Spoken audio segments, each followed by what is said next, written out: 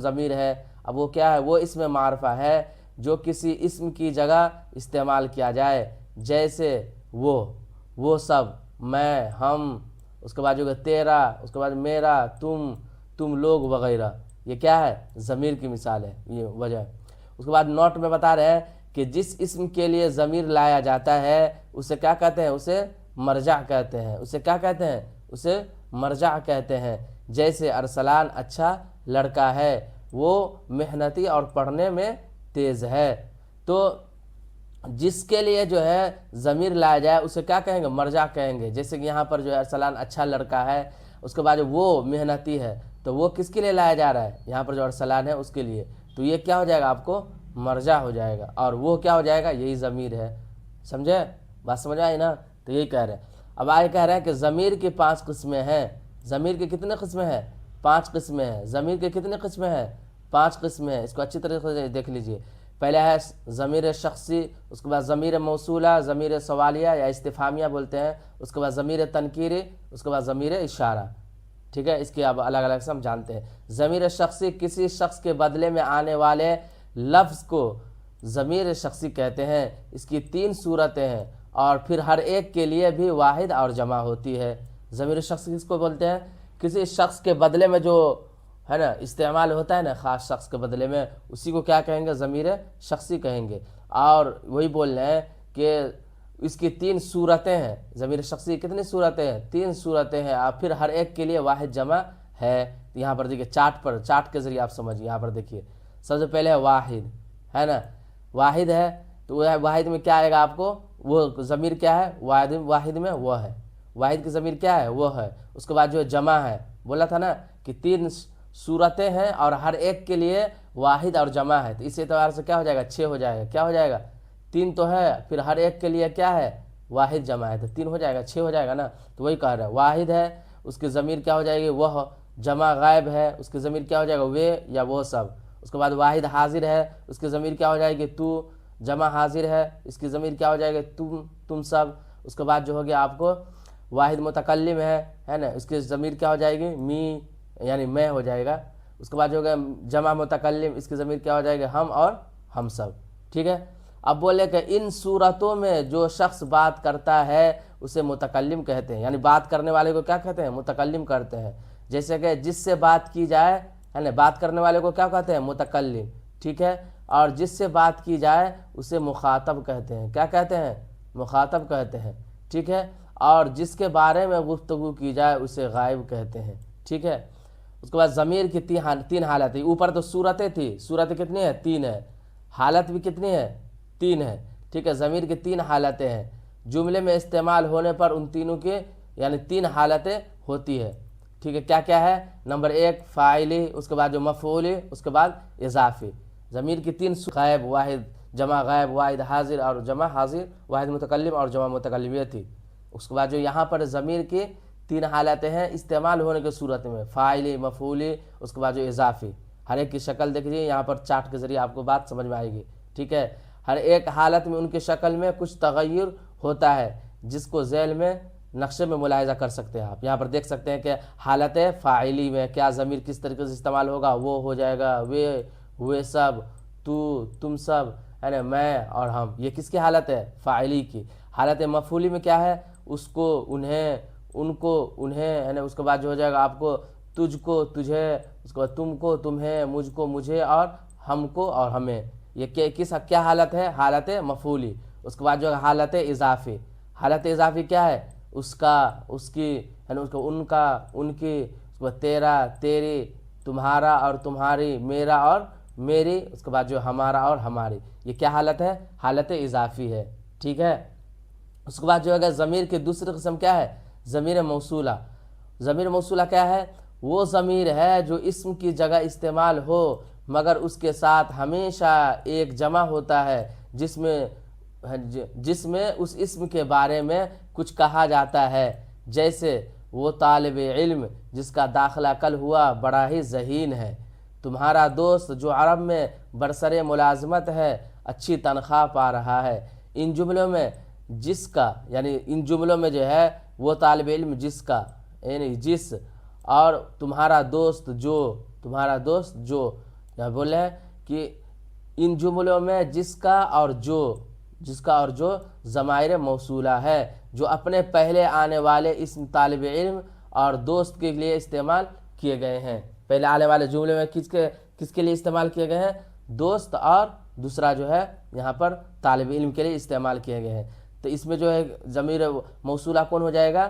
آپ کو ہو جائے گا یہاں پر جس ہو جائے گا اور یہاں پر جو ہو جائے گا. ٹھیک ہے. اس کے بعد تیسری قسم ضمیر کے کیا ہے؟ ضمیر استفہامیہ. تیسری قسم کیا ہے؟ ضمیر استفہامیہ. ضمیر استفہامیہ کو ضمیر سوالیہ بھی کہتے ہیں. یہ بھی دو ہے. ضمیر سوالیہ کیا ہے کتنا ہے؟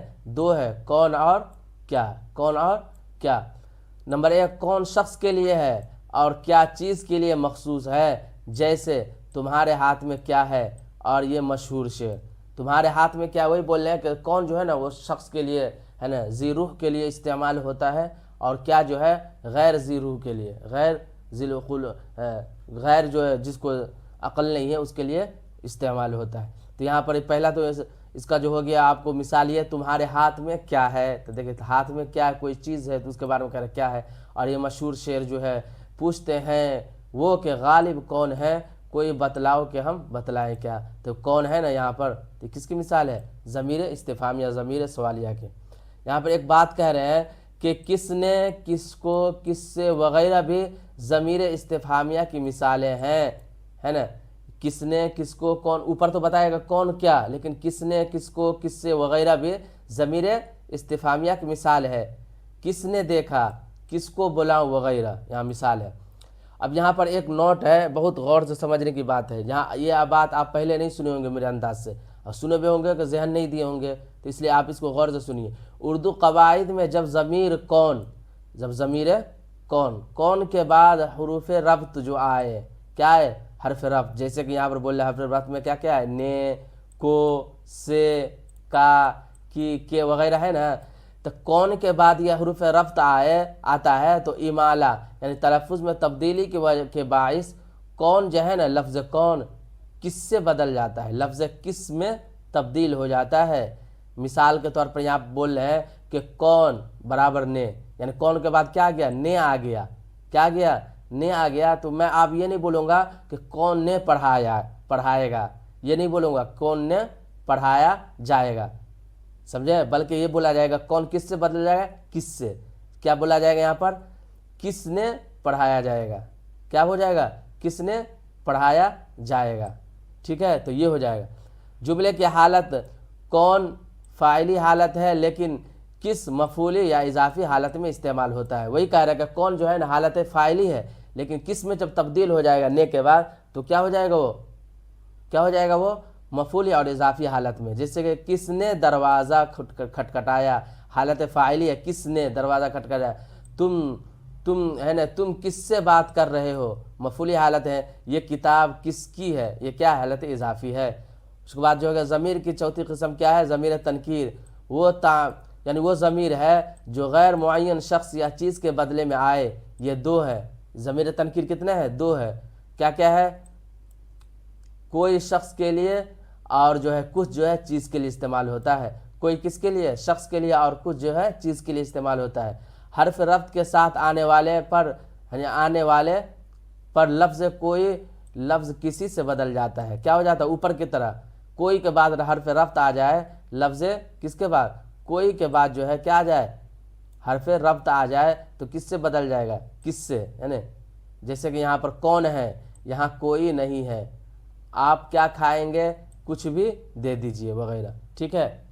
اس کے بعد جو ہے پانچویں قسم ضمیر اشارہ.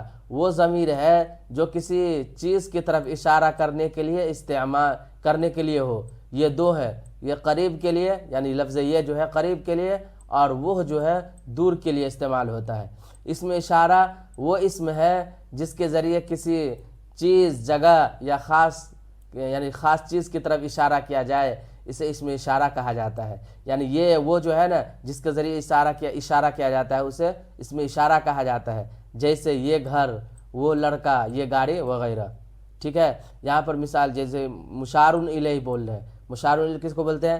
جس کی طرف اشارہ کیا جائے اسے مشار الیہ کہتے ہیں. جیسے یہ کتاب، وہ گھر، ہے نا، یہ کتاب اور وہ گھر، اس میں جو ہے کتاب اور گھر جو ہے کیا ہو جائے گا آپ کو مشار الیہ، سمجھے بات؟ یہ کتاب یعنی جس کی طرف اشارہ کیا جا رہا ہے اس کو کیا کہیں گے؟ کیا کہیں گے؟ مشار الیہ۔ جیسے یہ تو ہو گیا اس میں اشارہ، اور یہی جو ہے اس کی طرف اشارہ کر رہے ہیں نا، تو یہ ہو جائے گا آپ کو کیا؟ مشار الیہ، ٹھیک ہے؟ یہ کیا ہو جائے گا؟ مشار الیہ۔ اس کے بعد جو اس میں اشارہ کی دو قسمیں ہیں، کیا ہے؟ اس میں اشارہ کی دو قسمیں ہیں، اس میں اشارہ قریب اور اس میں اشارہ بعید۔ جس لفظ کے ذریعے قریب کے اسم کی طرف اشارہ کیا جائے اسے اس میں اشارہ قریب کہا جاتا ہے۔ یہ جیسے یہ لفظ یہ، جس لفظ کے ذریعے دور کے اسموں کی طرف اشارہ کیا جائے اسے کیا کہا جاتا ہے؟ اس میں اشارہ بعید کہا جاتا ہے، جیسے وہ، جیسے وہ، ٹھیک ہے؟ اس میں یہ جو سبق ہے نا، امید ہے کہ آپ کو یہ جو اس سبق سے آپ کو فائدہ ہوا ہوگا۔ اگر آپ کو فائدہ ہوا ہو تو آپ ہمارے ساتھ جڑ جائیں اور ہمارے چینل کو سبسکرائب کریں۔ اور یہ بات جو ہے یہ پی ڈی ایف انشاءاللہ میں جو اپنے ٹیلی گرام چینل پر ڈال دوں گا، آپ وہاں سے اس کو ڈاؤن لوڈ کر کے ہے نا آپ اس کو جو ہے ذہن نشیں رکھیں، بار بار پڑھیں، دہرائیں اور دوستوں کے ساتھ بھی شیئر کریں، ٹھیک ہے؟ پھر ملیں گے نیکسٹ ویڈیو میں، جب تک کے لیے خدا حافظ۔